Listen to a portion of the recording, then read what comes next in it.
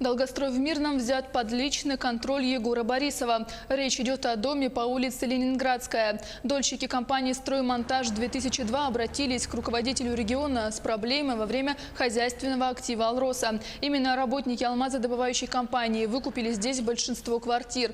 В 2015-м была запущена социальная программа по возврату ипотечных кредитов. Проценты возмещают, а квартир нет. Строительство дома затянулось на 3 года. Недавно я был в командировке на приеме у главы республики и тоже поднял этот вопрос. Он уверил, что он тоже поможет в окончании строительства этого дома.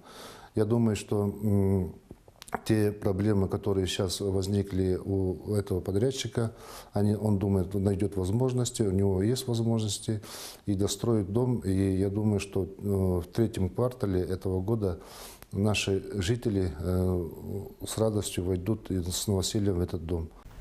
Глава города считает, что компания не подведет. Кроме этого долгостроя у «Строймонтаж-2002» в Мирном есть еще 2 объекта. В сентябре они должны сдать детский реабилитационный центр и жилой дом для бюджетников по линии районной администрации.